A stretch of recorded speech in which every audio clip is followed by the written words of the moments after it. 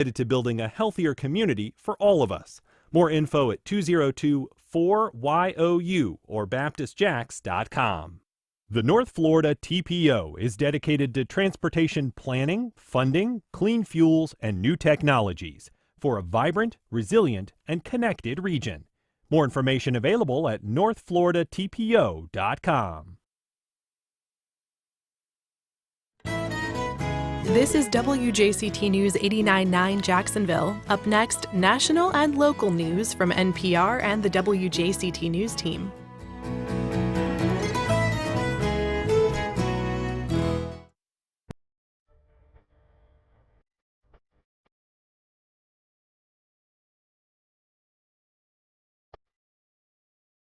Good morning. I'm Ann Schindler. On today's First Coast Connect, another fatal shooting and a frigid weekend of protest. We discuss how what's happening in Minneapolis has become the focus of international scrutiny and a possible political pinch point for the GOP.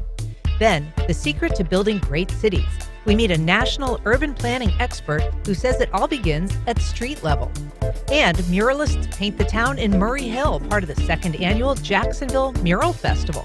Join the conversation. Give us a call on air at 904-549-2937 or head to firstcoastconnect.org where you can find all the ways to connect with us on social. Stick around. We'll be back right after the news.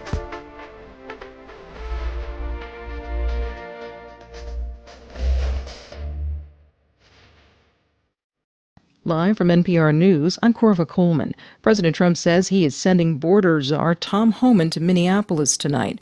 This comes 2 days after federal agents shot and killed a protester in the city. NPR's Jennifer Ludden reports a federal judge will hold a hearing today on whether to limit Trump's immigration crackdown in Minnesota. Minnesota has asked the court to declare the federal surge unconstitutional and unlawful, or at least prohibit officers from certain harmful actions. And it says the matter is even more urgent after this weekend's fatal shooting of intensive care nurse Alex Preddy. Homeland Security has sent some 3,000 immigration agents to Minneapolis.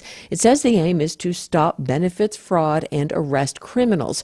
The state, led by Democrats, argues the real aim is political, and it says officers' aggressive tactics are harming innocent people, draining local budgets, and leaving many afraid to leave their home. Today's hearing is about a temporary pause while the case plays out.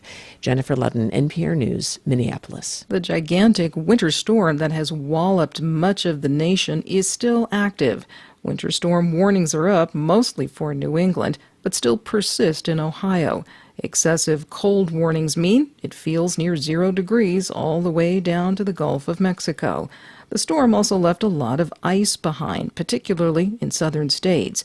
And NPR's Joel Rose reports the ice has cut power to hundreds of thousands of residents. It may take days to get the power back on in parts of the South. Mississippi Governor Tate Reeves says this is the biggest ice storm his state has seen in more than 30 years. At one point last night, Reeves said 180,000 customers in Mississippi had lost power.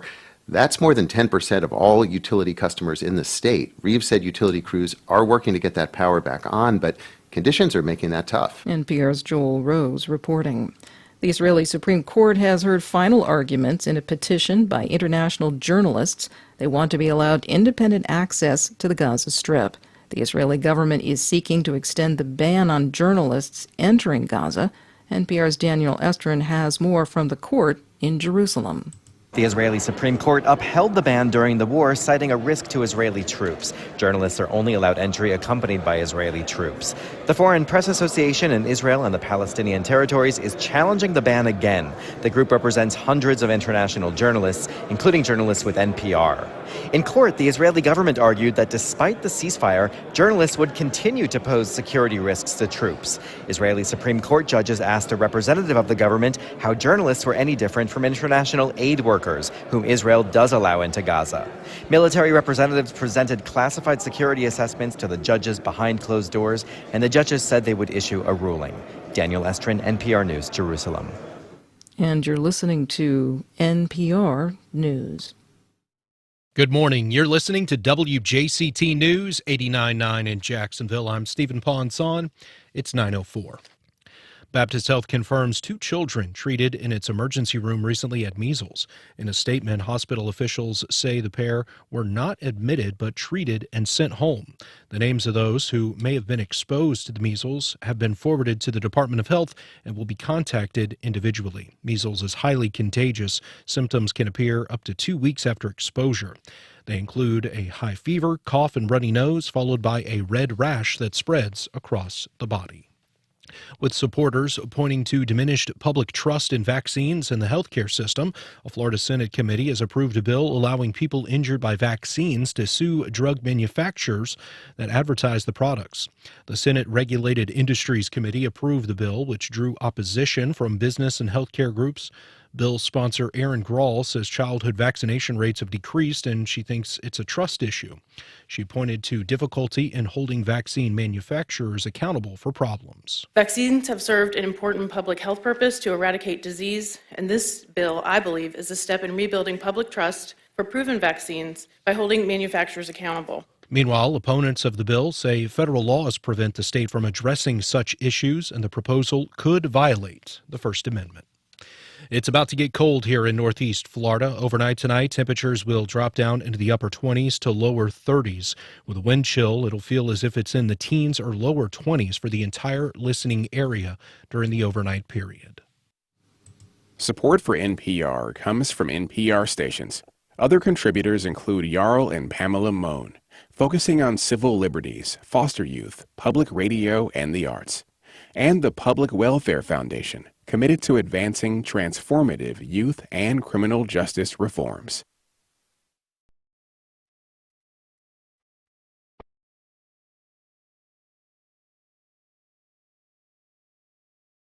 Support for First Coast Connect is provided in part by Baptist Health and North Florida TPO. Good morning, I'm Ann Schindler, and this is First Coast Connect. Today, another ICE killing and a weekend of sustained protest in Minneapolis. Political expert and attorney Chris Hand joins us with the latest and expert analysis. Later in the program, creating successful cities from the ground up. But first, Alex Preddy, a 37-year-old VA nurse, was shot and killed by federal ICE agents on Saturday while filming them in the street in Minneapolis. His killing comes less than 3 weeks after ICE officers killed Renee Good, part of a surge of ICE enforcement that has prompted mass protests by residents and opposition from state officials and local law enforcement. Here to help us sort through the evolving narrative is Chris Hand, government expert, attorney, and political guru all around. Chris, you join us every month to talk politics and policy, but we asked you if you'd come on specially today to talk about this and what's happening in Minneapolis. Just a terrible tragedy there this weekend. It is, Anna. There are certain moments over history that have been seared into the American consciousness, and it feels very much like the events in Minneapolis this weekend, particularly combined with what happened 3 weeks ago when Renee Good was shot, now with Alex Preddy. It is going to be one of those moments that is truly seared in American memories. So many different sort of aspects come together. Of course, you point out the most important one, the terrible tragedy and the sort of loss of life and the grief that a family and a state and a country is now going through, but also the governmental implications. By all accounts, and of course, there's still investigation to be done, and I think it's important for that to happen and to be able to get a full accounting of the events there. But, we do have videotape of that event, and from the video we've seen, it does appear that an American citizen who was exercising his First Amendment right to peaceably assemble and his Second Amendment right to lawfully bear arms was shot and killed in Minnesota by these ICE officers in the midst of an enforcement regime. I think you've seen reaction from all parts of the both political and governmental spectrum. You've seen members of Congress really on both sides of the aisle expressing concern about what happened and demanding investigations.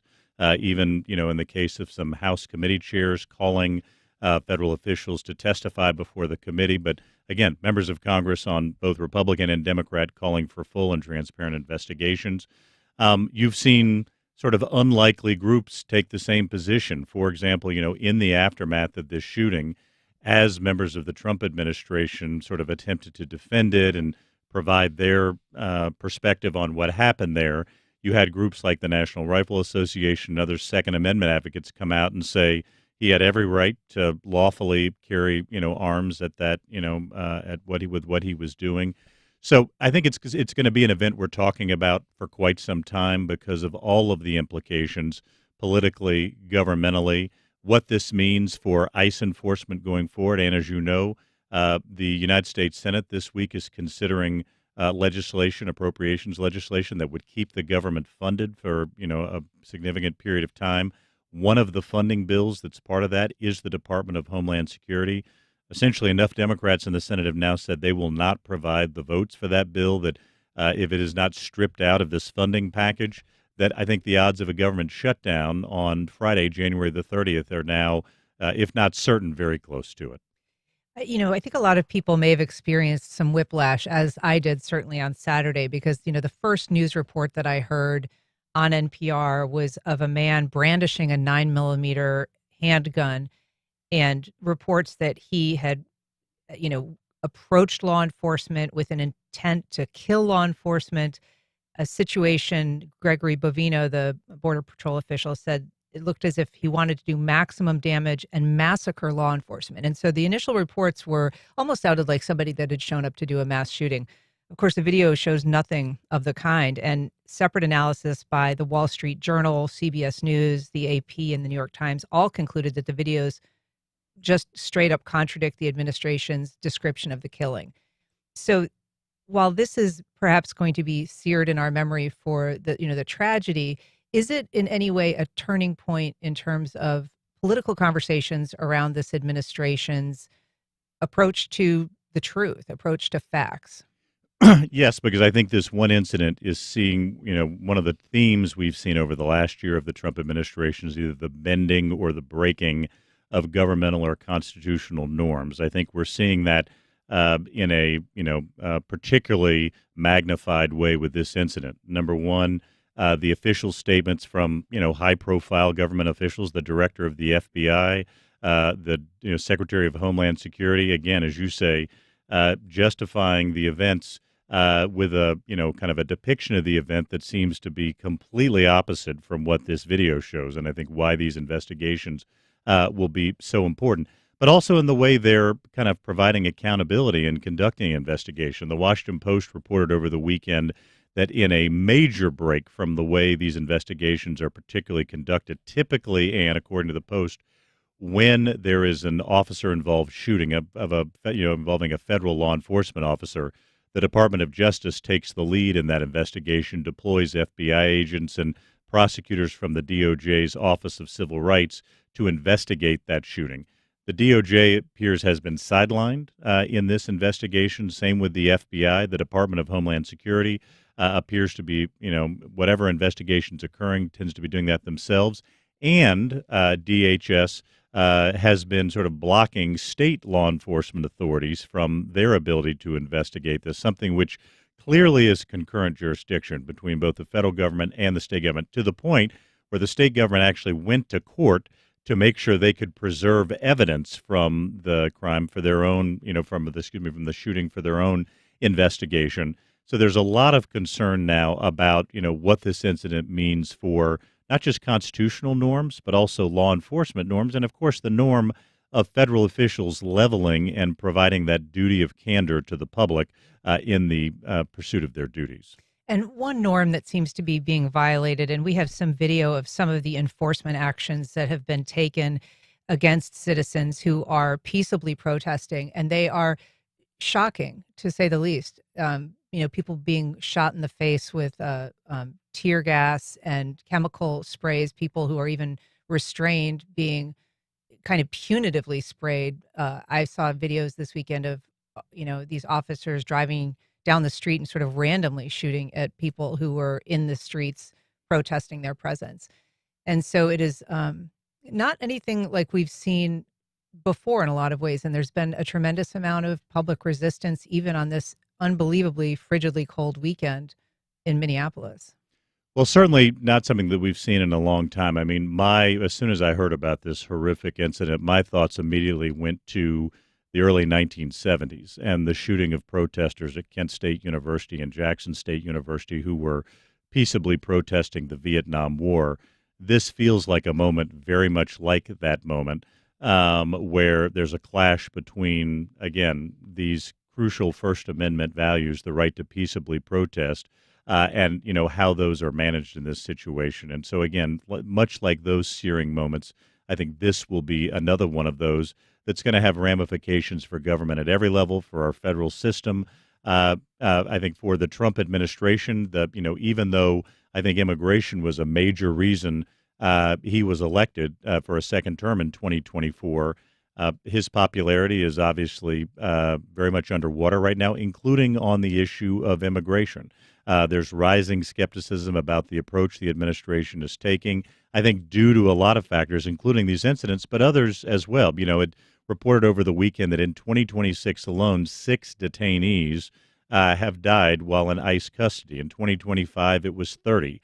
These are numbers that are significantly more than in past administrations. So I think there's going to be significant congressional and public focus on the administration's immigration policy. We'll have to watch and see if the administration decides to pull that back. Just, for example, over the weekend, the very conservative governor of Oklahoma, Kevin Stitt, called for the president to pull out of Minneapolis and situations where there are likely to be these clashes and this sort of chaos, and maybe focus ICE's efforts in other places as well. So again, notable some of the people who are now speaking out about this issue who weren't previously. I think that's that attests to the searing nature of what happened in Minneapolis this weekend. Interesting, too, that you mentioned that, because a Republican, James Comer, who's the chair of the House Oversight Committee, was also saying that perhaps they should pull ICE out of Minneapolis. He was saying it more because they're mistreating our ICE agents, but even he was saying maybe we should move to another city and let the people of Minneapolis decide if they want to continue or not.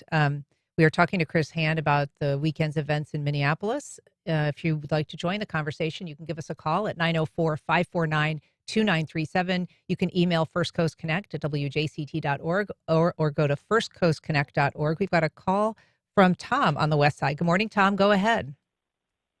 Good morning to y'all.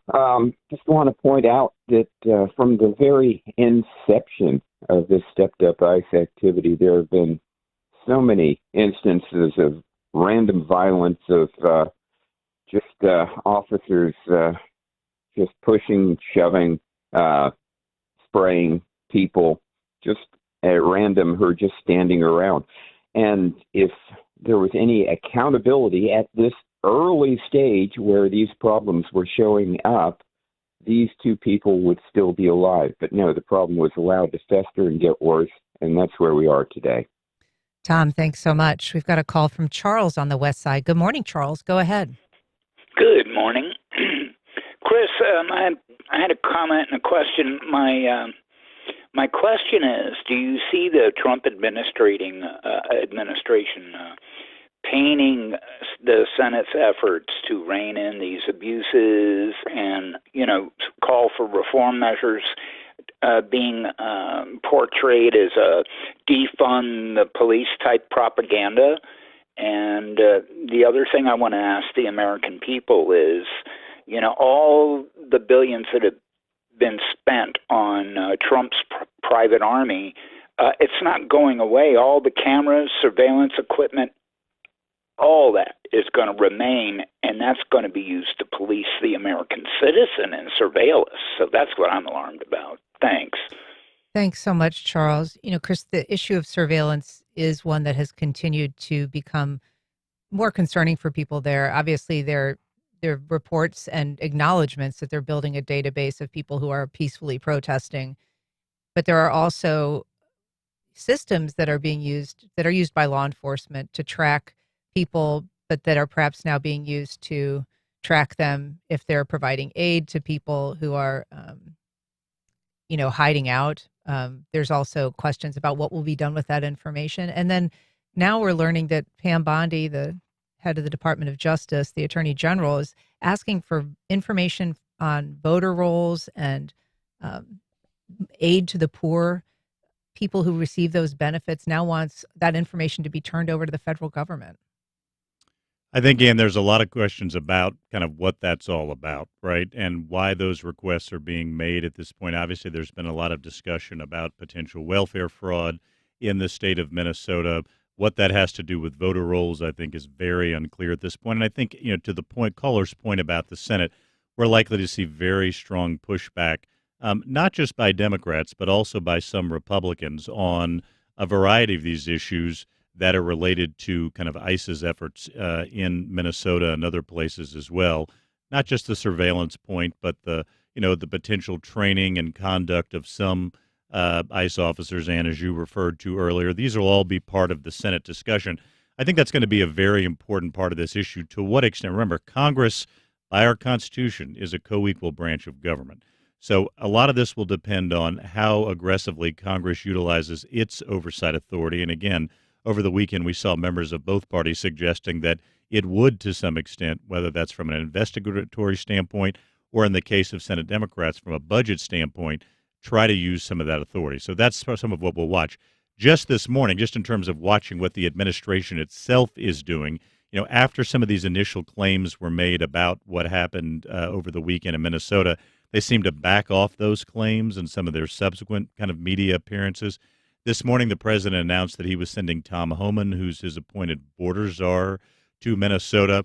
It'll be interesting to see if that reflects some kind of strategic shift. And according to a lot of reporting, there's been kind of two camps in the administration, Mr. Homan and one who wanted to focus the administration's immigration efforts more in sort of red states, places along the southern border, places where they were more likely to find, larger numbers of potentially undocumented immigrants, and a camp led by the Department of Homeland Security Secretary Noam, who wanted to have these sorts of high-profile enforcement actions in blue states, places like Minnesota. And more confrontational, perhaps. Exactly. The president's decision to send Mr. Homan to Minnesota, we don't know exactly what that will mean yet, but it is possible that reflects some sort of strategic shift. He, in Truth Social, he said he's sending him to Minnesota and he's going to report directly to President Trump. So I think it'll be important to watch that over the next 24 to 48 hours. Does Mr. Homan's presence reflect a strategic shift of some kind?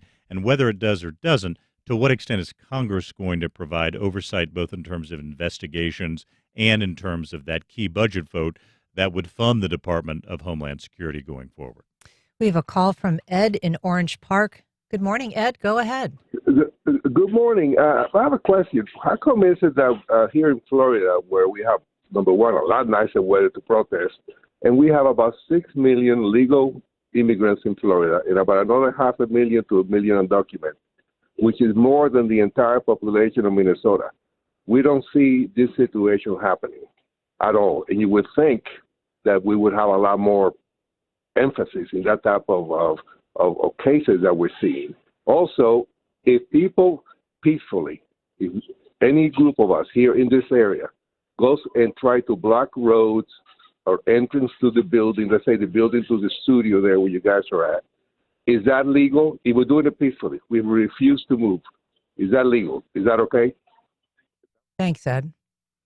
Well, Ed, good questions. It depends very much on the laws of the individual jurisdiction, sort of, that we do have a fundamental right to protest. We don't have a right to kind of block other people's access to buildings or interfere with other people's ability to sort of live their lives. So, yes, there are, we see it all the time. Protesters are arrested for, when they peaceably assemble but do something that otherwise violates the law, they, are arrested. I think what distinguishes this incident from many others, or maybe some of the incidents we've seen, is that, typically, law enforcement agencies, which work very hard to be responsible in these instances and oftentimes to work with groups that are organizing, they undergo significant training to know how to deal with peaceful protesters and what to do when they do violate the law. I think what has shocked the conscience of some as it relates to these ICE matters is that those typical law enforcement procedures we often see in protest situations, at least in some cases, don't seem to be followed. And there's a much more aggressive approach that seems to have been taken. I think this is likely to be the subject of some of these investigations that go forward. Is ICE using the proper procedures to deal with people who are truly peacefully protesting? Are ICE officers receiving the proper training to know what those procedures are and to be able to implement them? And if not, who's accountable for that? I think all of these will be questions of the congressional investigations of this to come. And in terms of his initial question as to why we're not seeing that here in Florida, I mean, certainly the size of the surge, this Operation Metro surge that's been happening in Minneapolis, is outsized to anything we've seen in Florida so far. That's correct. And it's been concentrated in a particular area. This area of Minneapolis is where this surge has occurred. Florida, as Ed pointed out, a very large state. There have been ICE operations in Florida. Florida has a variety of laws in place in terms of cooperation between local law enforcement and ICE. This has been a state that has been, I think, more aligned with the federal government in terms of law enforcement. So that may have something to do with it. But again, I think, as Ann pointed out, the special nature of this surge in Minneapolis, I think, has probably been part contributing factor to some of what we've seen. We've got a call from Tim in Orange Park. Good morning, Tim. Go ahead. Good morning. I was wondering if the president applied the Insurrection Act, would that hinder the midterm elections? And I will take my answer off the phone. Thank you very much. Thanks so much. I've heard a lot of questions about that lately, Chris. People asking me as a reporter as well, will there be midterm elections? Yes, there will be midterm elections. And the Insurrection Act is something that does exist. It was passed in the first decade of the 19th century. It does allow, in extraordinary circumstances, for a president to utilize the actual U.S. military to quell civil disobedience. It's been used very few times in American history. I think the last president before President Trump to use it was President Bush briefly, the first President Bush during the L.A. riots in 1992. So it is something that is used extraordinarily and sparingly. If President Trump invoked it, I think we could be certain that there would be immediate litigation about his use of the Insurrection Act. But the Insurrection Act is also not a blank check and does not give the president the power to suspend elections or anything like that. It is supposedly focused on very specific instances. So, yes, I think we are going to have midterm elections in 2026. I think the most important way to ensure that we not only have midterm elections in 2026, but also that our democracy continues to flourish is for every person to use their effective citizenship skills to communicate with their members of Congress and their other elected officials to make their priorities known. And if you have concerns about this or anything else, make sure you're communicating to your elected officials. But I do believe we're going to have midterm elections in 2026 and a presidential election in 2028. I did want to ask you about that. I mean, you are our advocate for government participation, and you are always urging people to get involved. This feels maybe far away for people in some ways, but what do our congressmen or our senators have to do in this? What would you ask people to do or suggest people do if they are concerned about what they're seeing in Minneapolis? Whatever your position is on any federal issue, and this is a federal issue, make sure you make that position known to your elected official. Everybody, in our listening area is represented by one member of Congress and 2 United States senators. If you live in Florida, those are 2 particular U.S. senators and a particular congressperson. If you live in Georgia, that's 3 other elected officials. But it's important to communicate with them and make sure they understand what your position on these issues are. To the extent they hold town hall meetings, attend those town hall meetings. Ask your questions. I think it's important to be respectful. Don't be disruptive, but be firm in your convictions about whatever you feel on a particular issue. When I kind of talk to people about effective citizenship and make very clear it's not remotely my job to encourage you as to what you should say to them or what your opinion should be, but whatever that is, make sure your elected officials know that. That is the bedrock on which our representative democracy system exists. Well, Chris Hand, we appreciate you coming in this morning. I'm sorry we couldn't get to all of our calls and questions, but this is an important conversation we'll continue to have. So thanks so much for coming in today on short notice. Thank you, Ann. I'll see you early next month. All right, great. Up next, we're going to be talking about revitalizing and recreating great cities from the ground up.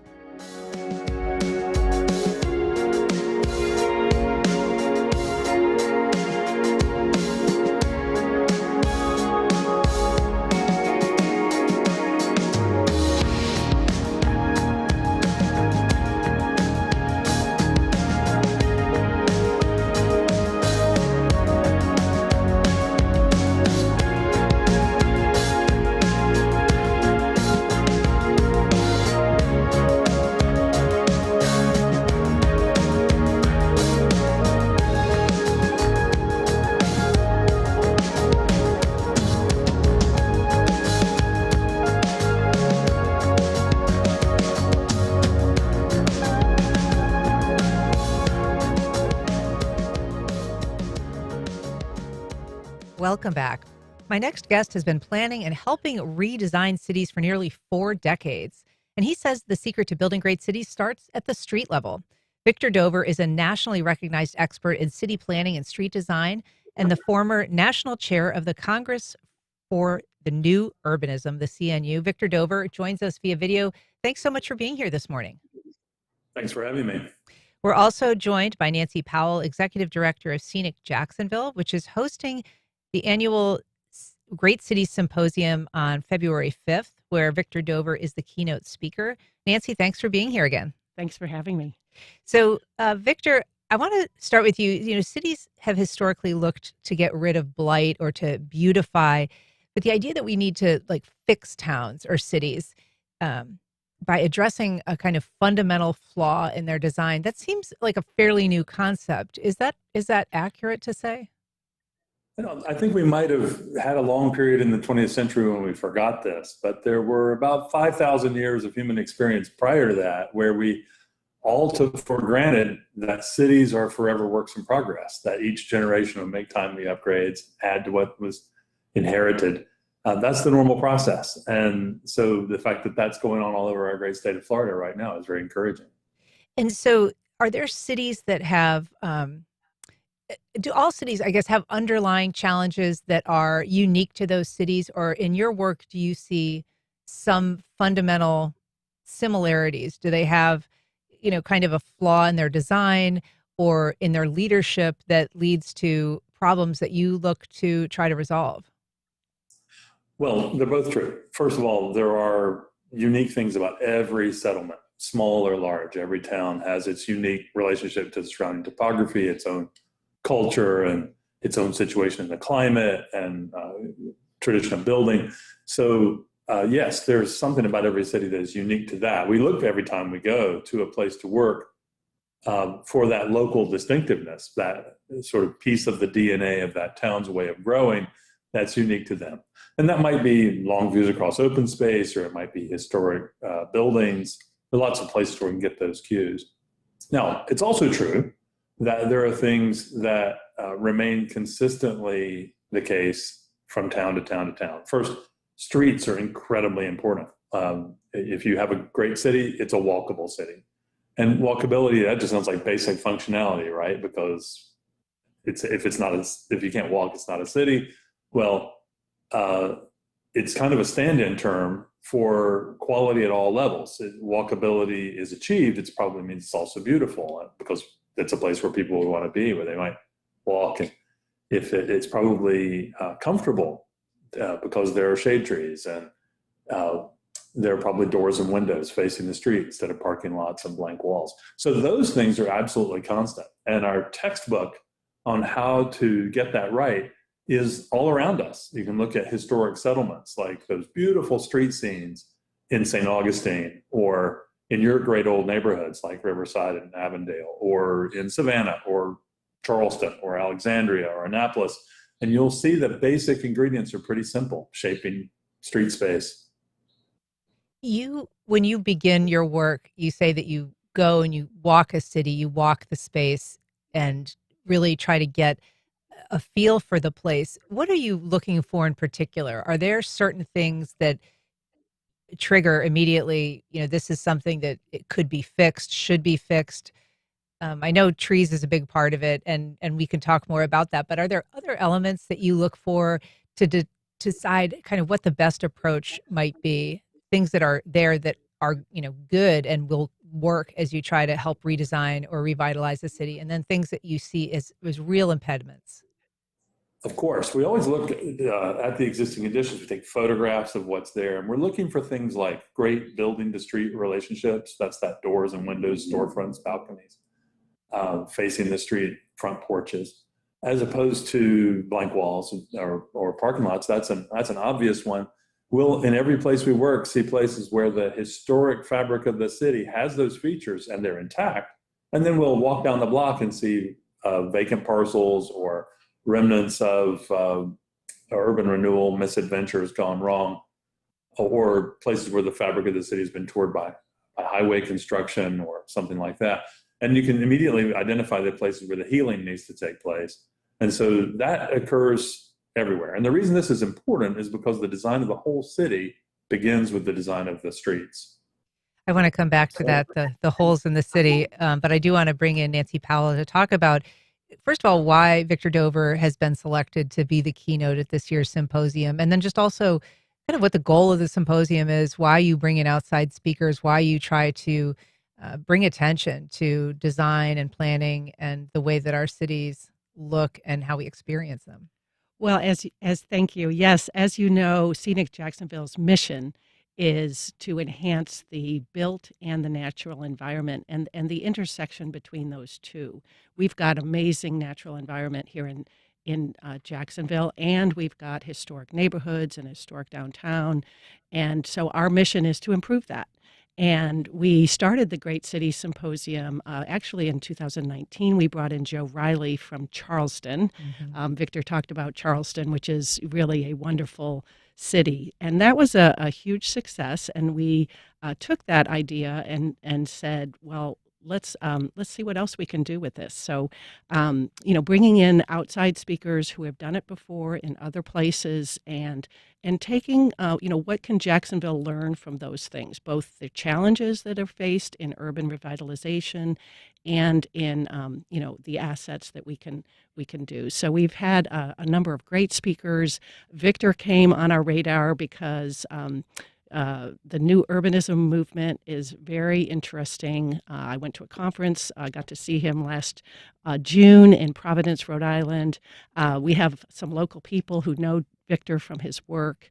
And of course, we have also one new urbanist neighborhood who you had on earlier this year, Joel Embry from Amelia Park.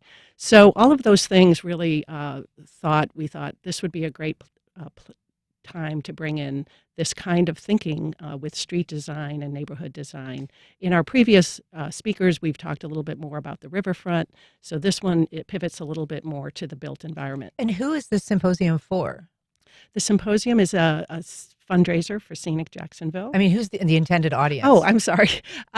It is civic leaders and residents and anybody who's interested in how Jacksonville looks and grows in the future. We are a growing city, and the question is, how are we going to grow?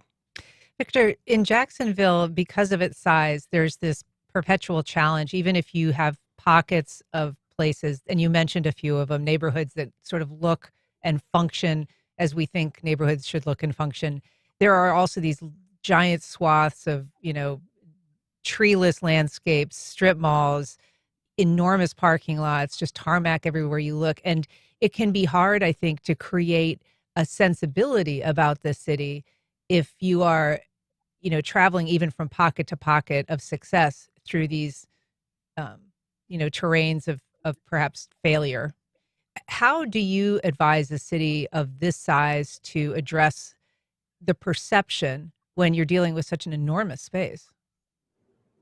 Well, first of all, that just means on this enormous canvas that is Jacksonville, you have work to do on every front. You have downtown revitalization, you have work to do on infill development and transit-oriented development in the close-in neighborhoods.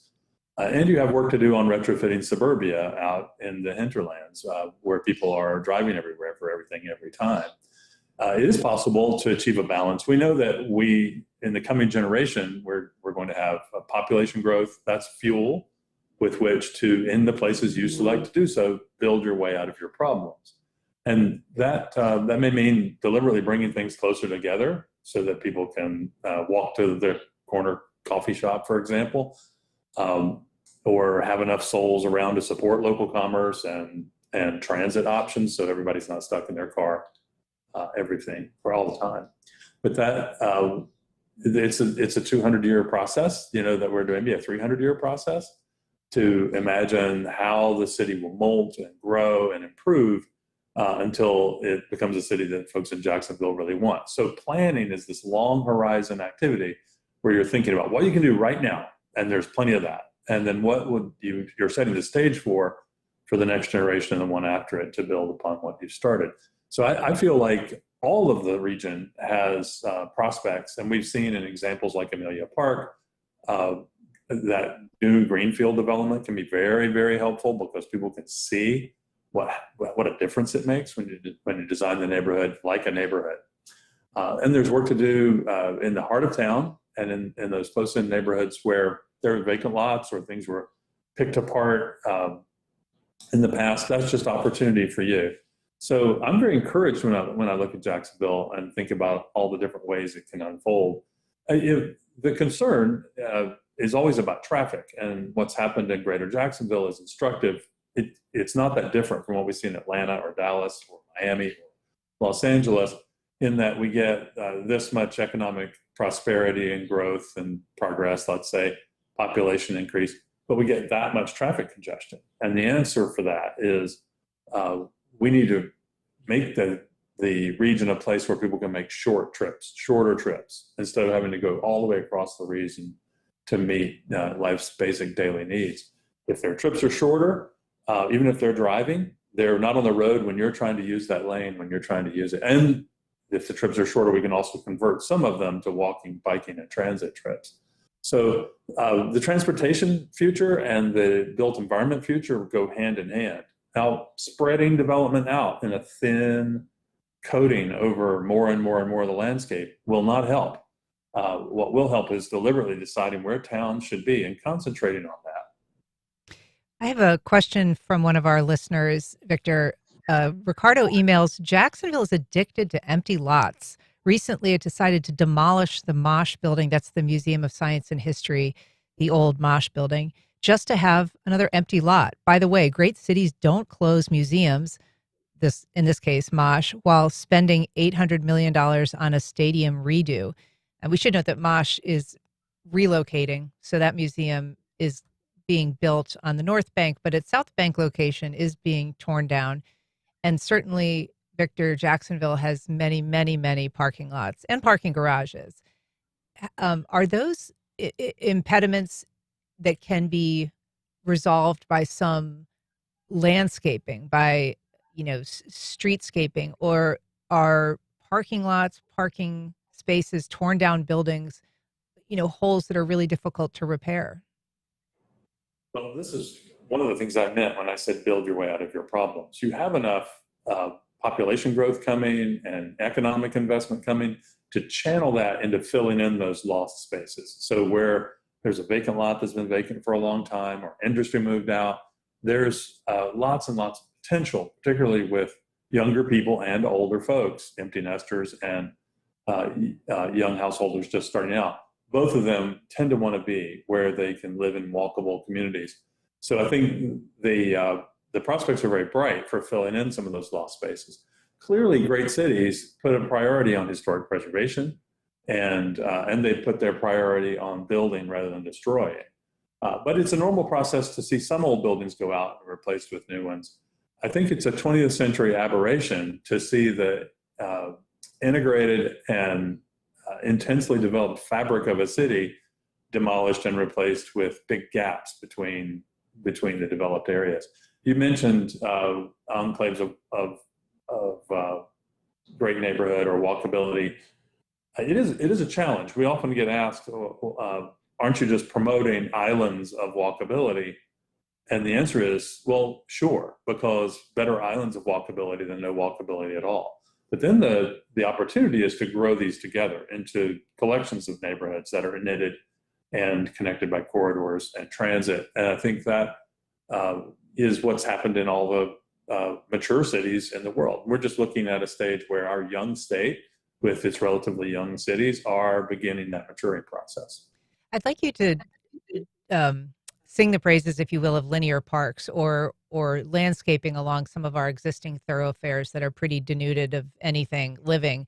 You are a big believer in trees and the power of trees to help, provide not just a beauty and sort of something to look at, but they can also have some factors in terms of traffic control, safety. Can you sort of elucidate some of those and talk about how some boulevards that are treeless right now could incorporate some trees? Well, if you look me up, you'll find out I'm obsessed with street trees. I think it's probably the single most important detail. Henry Arnold, great landscape architect, once said, street trees are 50% of urban design. And I don't think he was wrong. So we need to plant street trees, and then we need to plant some more street trees. And it's a sustained program every year where we're reinvesting in the tree canopy, replacing trees that have been lost to storms or disease or age or road widening misadventures. And there's room to do this. In some of these wider corridors, the impression you will get is that the decisions were all made starting with the number of cars someone wanted to pump through the corridor in an hour, instead of what kind of great address are we going to create so that this is a place where people want to be and build their buildings or grow their businesses or move their households. So if you switch those around, you'll realize that the beauty of street trees is not extra. It's actually a basic thing to get the economic power of the city unleashed. Now, that said, once you plant trees, you'll discover they do a lot of other things besides shade the sidewalk. So we're encouraged to walk. They'll make it more likely you'll use a bicycle. They'll make it more cool, because in both senses of the word, because the places where people want to be tend to have shade in our hot Florida environment. They cool the sidewalks down, and they lower the cooling costs of the adjacent buildings, all that energy we spend on air conditioning, and they hold water. And I love this one best of all, they make oxygen, and we breathe that stuff. So more street trees, and then more street trees. Nancy Powell, you have been with Scenic Jacksonville for a number of years. You're actually going to be retiring in April. So first of all, thank you for all the work that you've done for Scenic Jacksonville. But in that time, are there things that you can point to that you think are showing progress? And are there things that you're looking at right now with particular concern? Well, we've seen progress on a number of fronts. And, Victor talked about street trees. That is one of our focus areas, and we've worked very hard on tree legislations, on the urban forest master plan. We're not leading those. We are advocating and working collaboratively with the city's Office of Resilience, for example, and the Tree Commission and the City Council on all of those things. So trees, going back to the year 2000 when we did the tree charter amendment, Bill Britton helped lead that grassroots amendment. Trees have been a big focus of ours. So we do see there is a recognition of the need for street trees in our urban environments, and there's a specific task force happening right now that we've been participating in. Of course, the riverfront parks has been a big part of our advocacy work, and we're seeing those open up now. It's very heartening to see that not only that they're opening, but that people are attending and enjoying them, and that that connectivity with the Riverwalk is still yet to be achieved. The North Bank Riverwalk is broken up, and we would like to see that completed when the stadium opens. There's a lot of developments in progress that are working towards that. We have also, seen more billboards come down. Visual blight is something that we have been, since 1987. Our previous iteration was called cap signs, and we had a billboard charter amendment that limited the proliferation of billboards. So we see that there are 6 coming down just this next couple months. So we've had a lot of progress, of course, because we're growing and we're such a big city. There's always opportunities for improvement. Yeah. Victor, I appreciate you being on today. Just very briefly, when you come to Jacksonville, what are you going to be looking at first? Well, the first thing I'm going to do is get back on the ground and look around. I've been to Jacksonville many times over my career, including very recently. But I always take a tour before I give one of these talks, because I want to ground it in the experience that people are having today when they move around in their city and in their region. And then after the events that Nancy's planned, including a luncheon and some press appearances like this one and the lecture, on Friday morning I get to do a masterclass for local students of planning and of all ages. And we're going to work on how to design a neighborhood. So I'm really looking forward to all those pieces of it. Excellent. I'm thinking about Scenic Jacksonville, and the key word here is scenic. If we were in the Rocky Mountains or in the Swiss Alps or somewhere, the scenery would be those big mountains that make the backdrop in the distance, like you see in Utah or Colorado. our scenery is more subtle in a flat terrain like we have in Florida. And and once you learn to appreciate it and It's so enjoy true. Victor Dover, we're going to have to leave it there. I'm so sorry. Victor Dover and Nancy Powell, thank you so much for being here. Up next, the second annual Jacksonville Mural Festival starts today.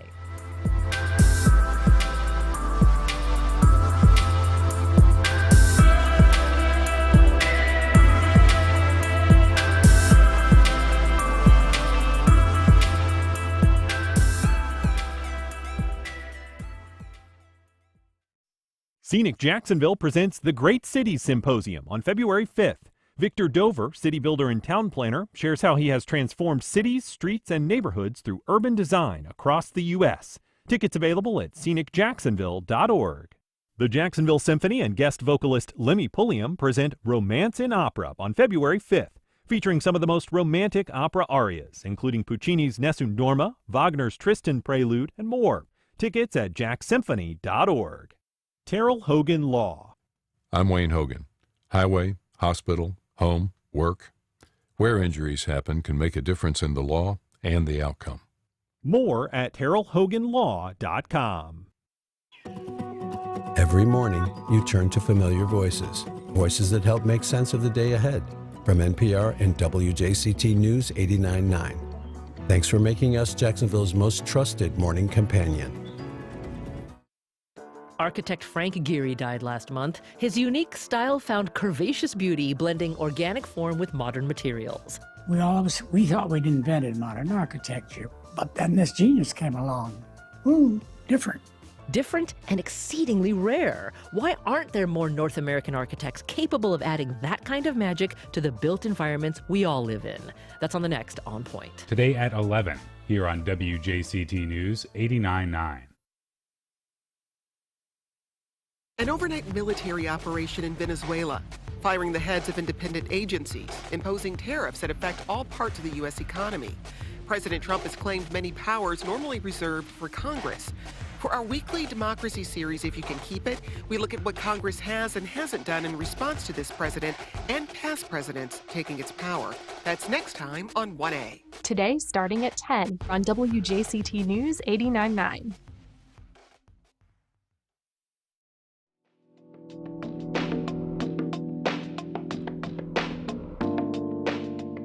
Welcome back. Local and nationally acclaimed artists will be painting the town in Murray Hill for the second annual Jacksonville Mural Fest. Here to tell us about it is Jason Tetlak, muralist and festival director. Jason, thanks so much for being here. Yes, thank you for having me. So this is the second annual Mural Fest, and Murray Hill is kind of in your crosshairs. So tell us, first of all, how you chose the neighborhood, and then how you've selected some of the places that are going to see artwork. So the idea of the festival is to focus attention on a different neighborhood each year. So we moved the festival around, and this year we're focusing on Murray Hill. There's already some great artwork in that neighborhood, so we thought it would be a great fit. And essentially the first thing we do is canvass the neighborhood looking for walls and approaching business owners to see if they'd be interested. And then once we have secured funding, we can sort of decide how many of those walls we can paint. And then we start inviting artists to kind of match them. So like a little matchmaking program where we take this artist's style will look good on this wall, or this artist is a nationally acclaimed artist that wants something a little bit bigger, we'll put them on this wall. So it's a very long process that's culminating this week. Very excited about it. It must be logistically challenging. What kind of questions do business owners have when you approach them? What are their concerns? What are their what kind of obstacles do you hit?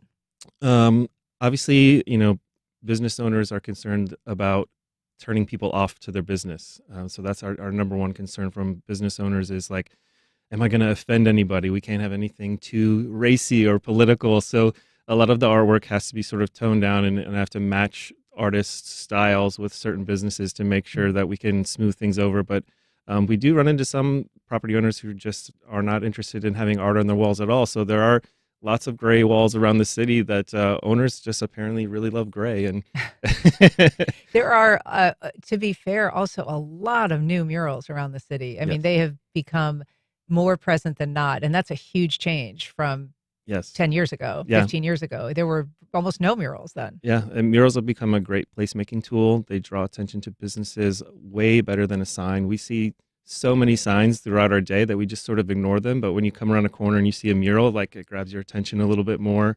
So yeah, they become a great place-making tool, and It's a great way, it seems like, for communities to kind of identify themselves. Yes. You look at places like, in St. Petersburg or whatever, they've really pushed murals, and they're omnipresent, but Yes. they really are part of the experience of that part of the city. Yeah, and they become part of your identity. And Murray Hill is a great example of that. It's been revitalized over the last 10 years, and the murals that have gone up in that neighborhood have really played a big part of that.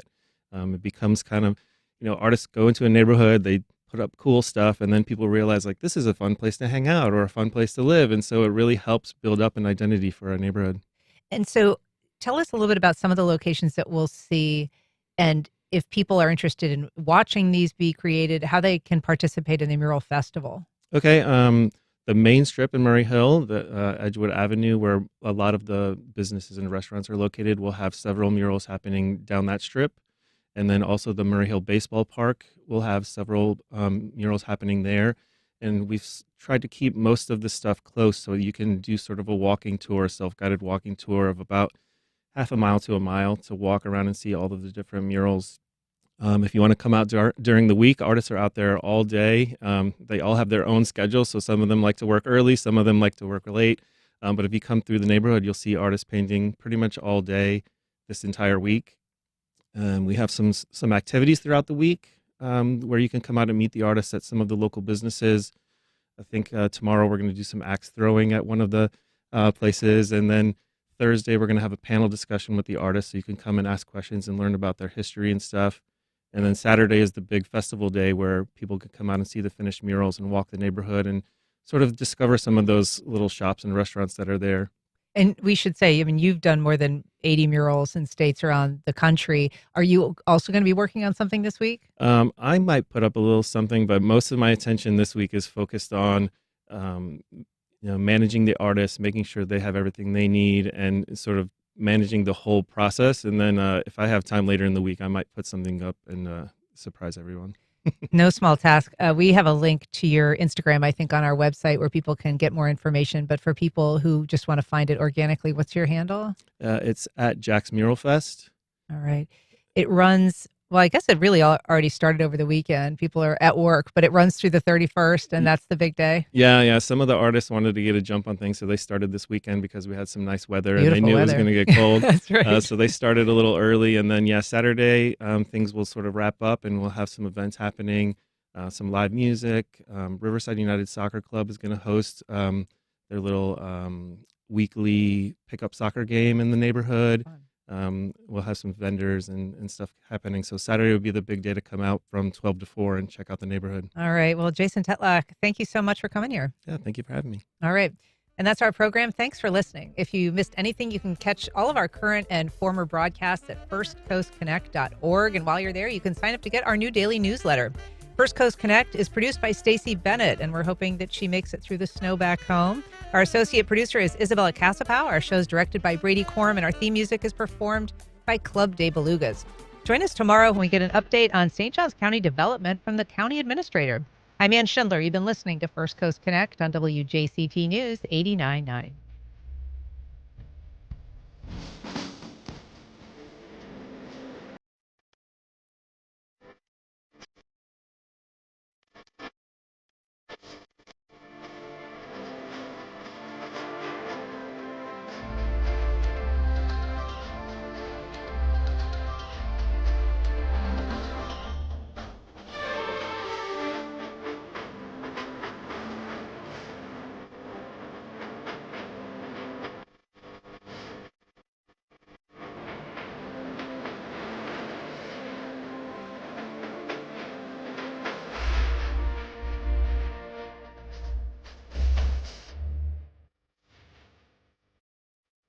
Support for First Coast Connect is provided by Baptist Health and the North Florida TPO. Baptist Health is a proud supporter of First Coast Connect. Baptist Health, committed to building a healthier community for all of us. More info at 202-4YOU or baptistjacks.com. The North Florida TPO is dedicated to transportation planning, funding, clean fuels, and new technologies. for a vibrant, resilient, and connected region. More information available at northfloridatpo.com. The Florida Forum Speaker Series benefiting Wolfson Children's Hospital welcomes former Russian political prisoner Vladimir Karamorsa February 3rd and chef, restaurateur, and humanitarian Jose Andres March 31st. Tickets and information at thefloridaforum.com.